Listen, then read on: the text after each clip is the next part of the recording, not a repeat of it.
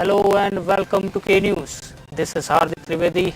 Let's have a look what is happening in India and in the world.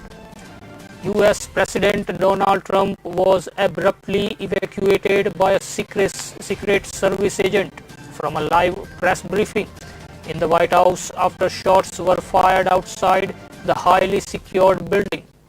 Trump returned to the briefing room minutes later, confirming a shooting near the White House and assured the reporters that things were under control. I do not know the condition of the person. It seems that the person was shot by the Secret Service.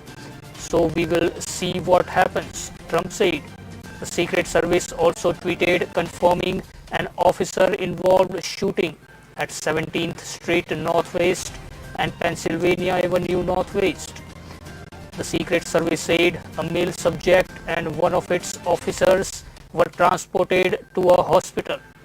An investigation of the shooting is ongoing, and at no time during this incident was the White House complex breached or were any protectees in danger, it said.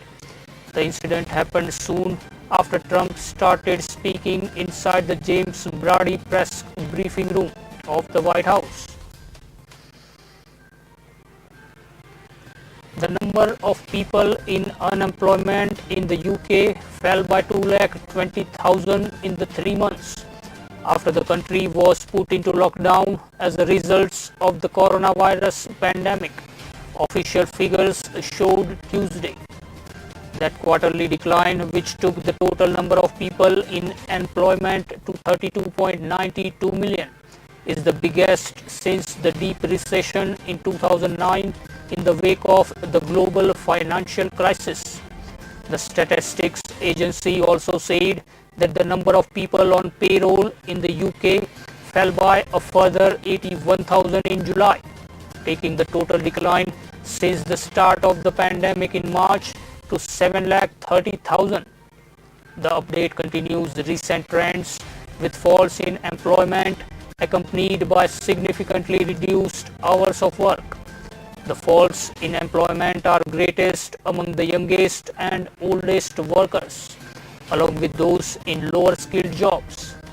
While the number of people on payroll has fallen to 28.27 million since the start of the pandemic, the country's official unemployment rate is not rising, holding steady in June at 3.9%. To be counted among the unemployed, workers need to be actively looking for a new job, which may have decided not to do yet.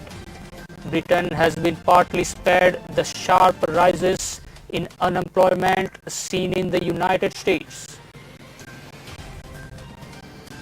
Lebanon's government resigned on Monday amid widespread public fury at the country's ruling elite over last week's devastating explosion in Beirut.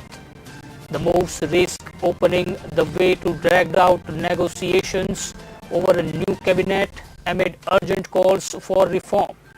Prime Minister Hassan Diab headed to the presidential palace to submit the cabinet's group resignation, said Health Minister Hamad Hassan. It follows a weekend of anti-government protest in the wake of the August 4 explosion in Beirut's port that caused widespread destruction, killed at least 160 people and injured about 6,000 others. The movement typified Lebanon's political dilemma. Since October, there have been mass demonstrations demanding the departure of the entire sectarian-based leadership over entrenched corruption, incompetence, and mismanagement.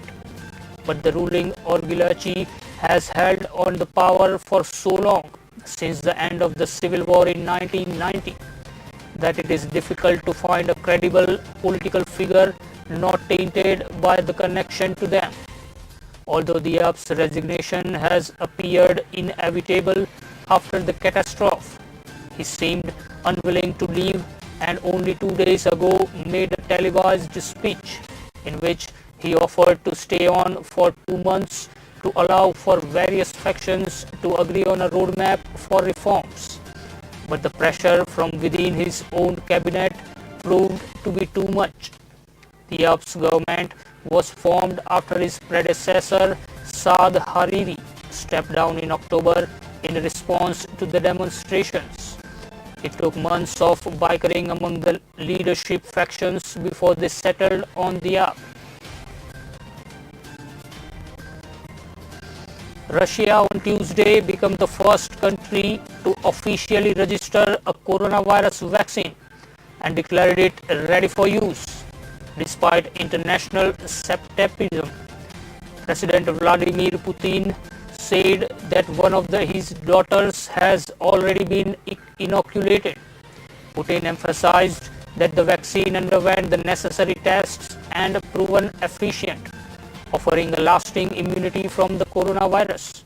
However, scientists at home and abroad have been sounding the alarm that the rush to start using the vaccine before phase 3 trials, which normally last for months and involve thousands of people, could backfire. Speaking at a government meeting Tuesday, Putin said that the vaccine has undergone proper testing and is safe. The health ministry said in Tuesday's statement that the vaccine is expected to provide immunity from the coronavirus for up to 2 years. Putin emphasized that vaccine will be voluntary. Russian officials have said that large-scale production of the vaccine will start in September, and mass vaccination may begin as early as October. The World Health Organization said all vaccine candidates should go through full stages of testing before being rolled out. Experts have warned that vaccines that are not properly tested can use harm in many ways, from a negative impact on health to creating a false sense of security or undermining trust in vaccinations. There appears to be a shift in policy of Saudi Arabia towards Pakistan. The differences in their relations surfaced when Pakistan was made to pay back US dollars 1 billion to Saudi Arabia last week. Pakistan has also not received the oil on deferred payments from Saudi Arabia since May, as the deal signed between the two close allies for provision of US dollars 3.2 billion worth of the fuel under the arrangement expired 2 months ago. Pakistan has been insisting that Saudi Arabia should allow it to marshal the support of the Islamic world on the Kashmir issue. In February, it had asked for a meeting of the Organization of Islamic Cooperation on the issue, but Saudi Arabia turned down the request. The OIC is a group of 57 Muslim countries in which Saudi Arabia holds considerable sway. Saudi Arabia's Crown Prince Mohammed bin Salman had signed MOUs worth US dollars 20 billion during his visit to Pakistan in February 2019. Experts feel Pakistan's continued insistence could jeopardize this entire investment. They say that the present dispensation in Islamabad should handle the issue carefully because Prince Salman is young and has impulsive behavior. The agreement over US dollars 3 billion cash support and US dollars 3.2 billion oil facility per annum had the provision of renewal for 2 more years. Goods made in Hong Kong for export to the United States will need to be labeled as made in China after September 25, according to US government notice posted on Tuesday.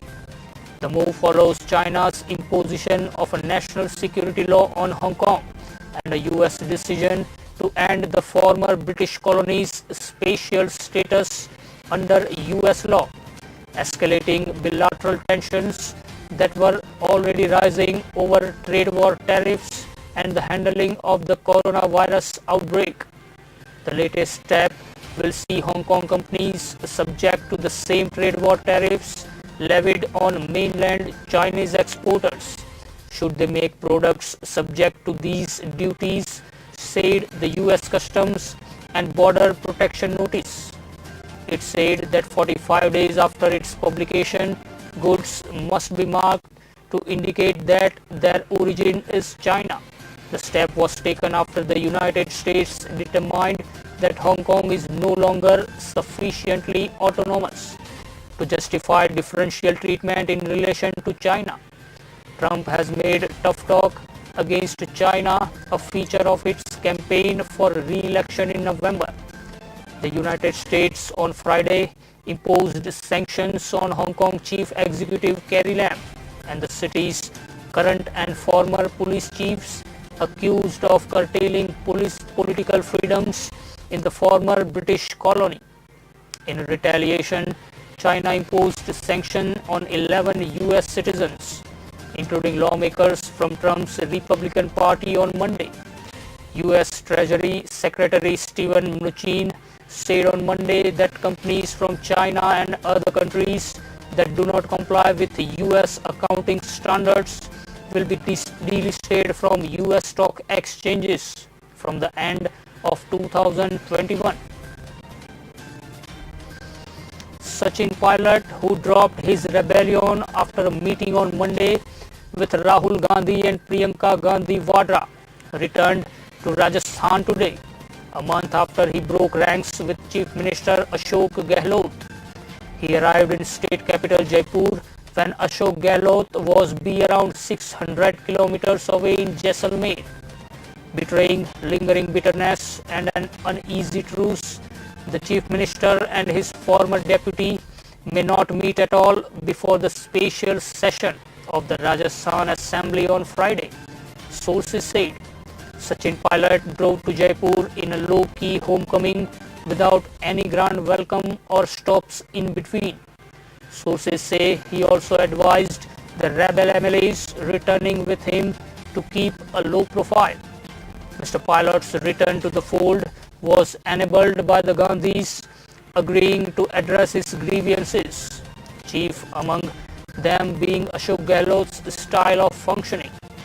Acting unusually quickly, the Congress announced a panel of 3 including Priyanka Gandhi, and it met with 19 rebel MLAs at the same evening to hear their complaints. Reports suggest the rebels who have been individually meeting Mr. Gehlot since yesterday are looking to gain ministerial jobs.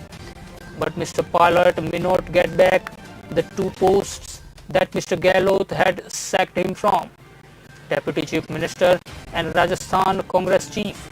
He may be accommodated in the Central Congress. I harbor no wish for a post, he told reporters in Delhi. It's time for a short break. We'll join you in a short while.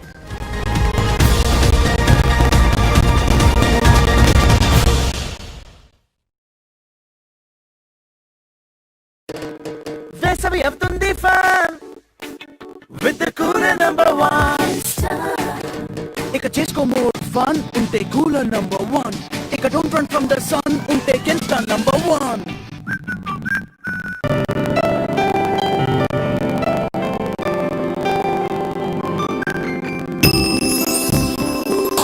पहली नजर हो गया मैं दीवाना दीवाना दीवाना इतना सुंदर जैसे कोई सपना सुहाना मैं दीवाना दीवाना कचारिया टाइल्स, जो देखे वो दीवाना।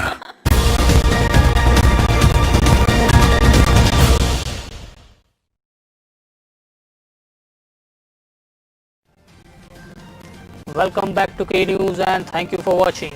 Let's continue the streak of news. A woman can claim equal share in family property as a daughter. The Supreme Court reiterated today as it stressed that the Hindu Succession Act that was amended in 2005 to give women equal inheritance rights can have a retrospective effect. A 3-judge bench headed by Justice Arun Kumar Mishra today said once a daughter, always a daughter. A son is a son till he is married. The daughter shall remain a co-pensioner throughout life, irrespective of whether her father is alive or not. The question that urged the top court to make the remarks today was, does the Hindu Succession Act 2005, which gave equal right to daughters in ancestral property, have a retrospective effect? The top court was hearing a batch of appeals that raised the issue. The question arose out of the top court's contradicting ruling in 2016 and 18 with regards to interpretation of Section 6 of the Hindu Succession Act 1956, which was later amended in 2005. In 2018, the court had reaffirmed that a daughter by birth become a co-pensioner in her own right in the same manner as the son. The court today said a woman will have an equal share in undivided family property regardless of whether her father was alive when the law was amended in 2005 or not, stressing that the law has a retrospective effect.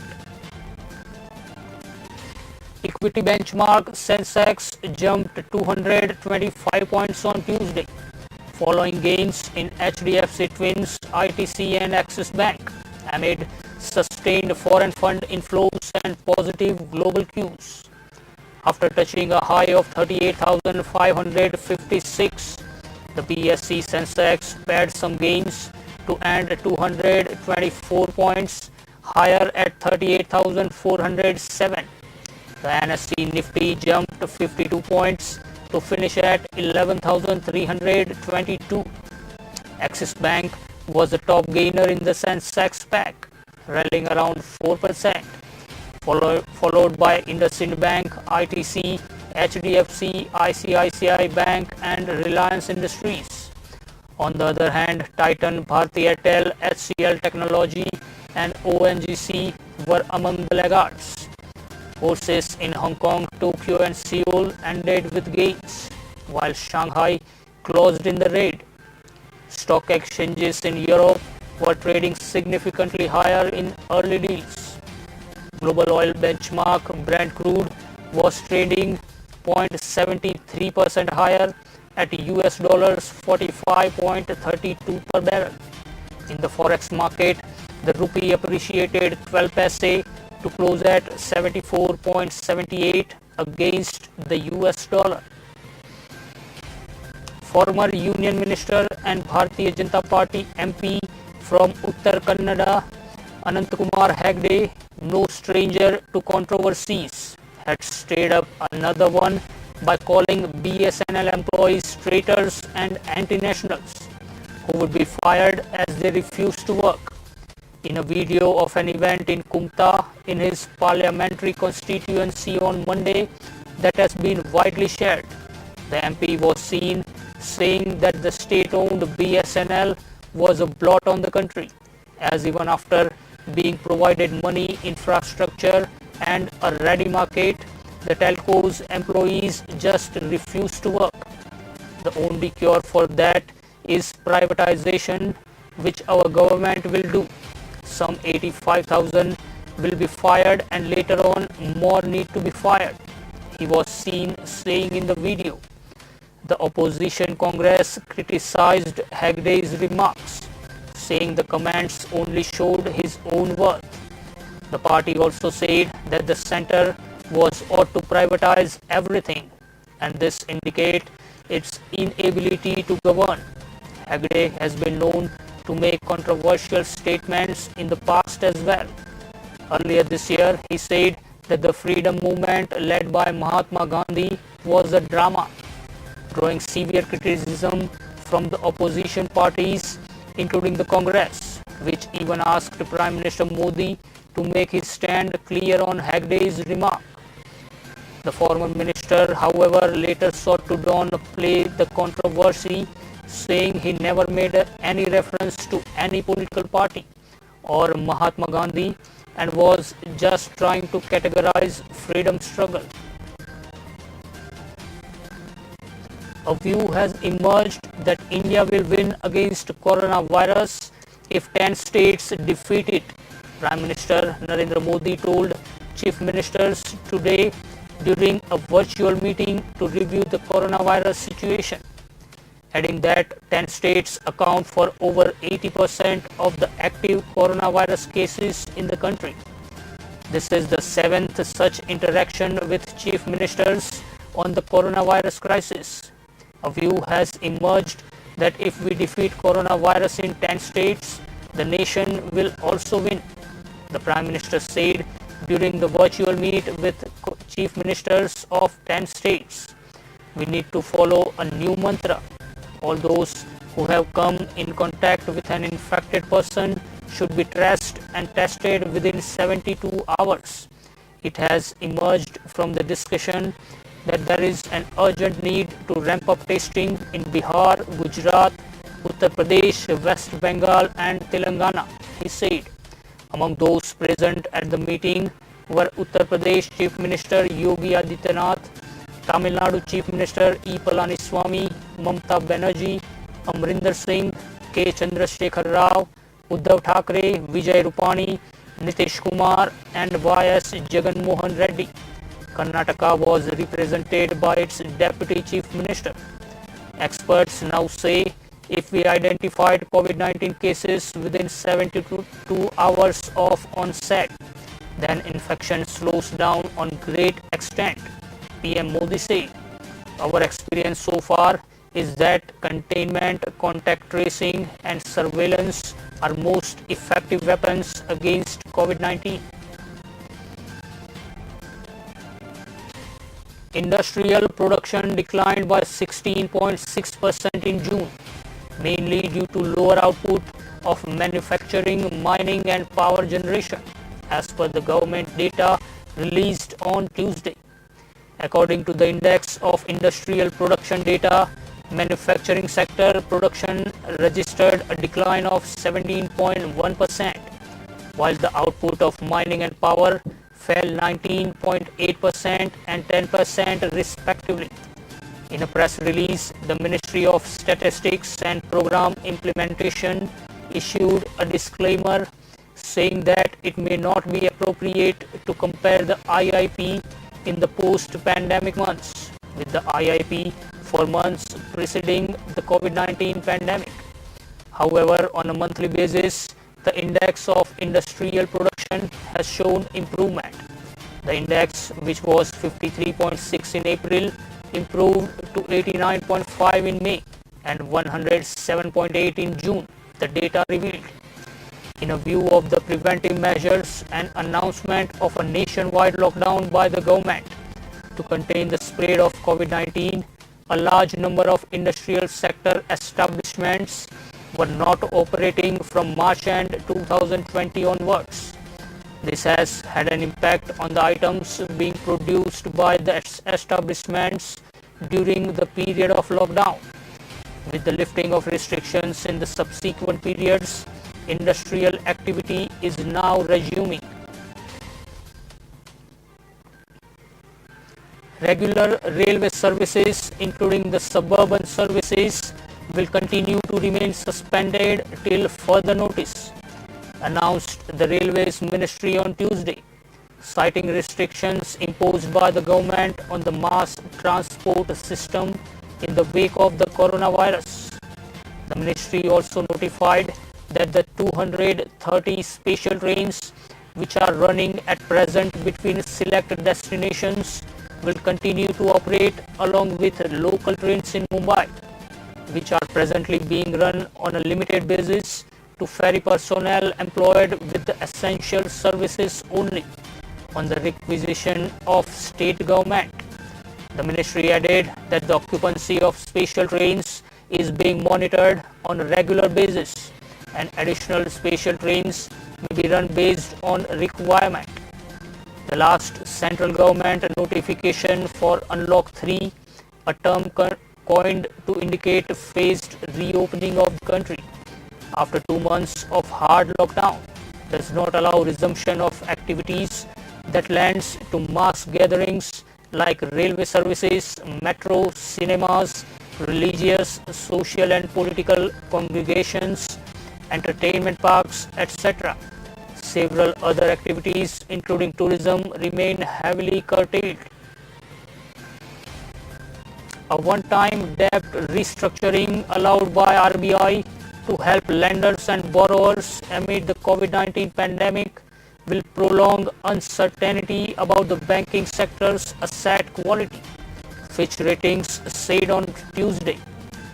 The RBI said last week it will allow restructuring of corporate and personal loans to ease debt strains on companies and lenders, a move widely awaited by the banking industry.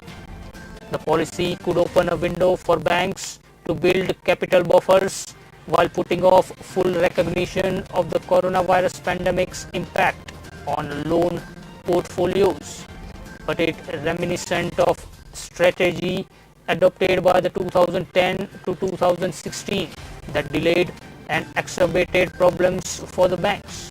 Fitch said Indian banks are saddled with more than 9 lakh crore in bad loans, and the sector is ranked the third worst among 13 major world economies in asset quality. The central bank's experience with loan restructuring in the past has not been encouraging. Fitch said it believes that the scheme may be designed to give banks more time to raise capital, which remains challenging in the current environment, to address the impact of the crisis on loan portfolios. The central bank has set up a committee to oversee restructuring plans involving creditors with more than 1,500 crore of debt, but that is likely to leave out lending to retail and small and medium-sized firms, which Fitch said is likely to account for a substantial portion of future pandemic-linked asset quality stress. That's all for now. Keep watching K News. This is Hardik Trivedi taking your leave. Be alert, be positive, be safe.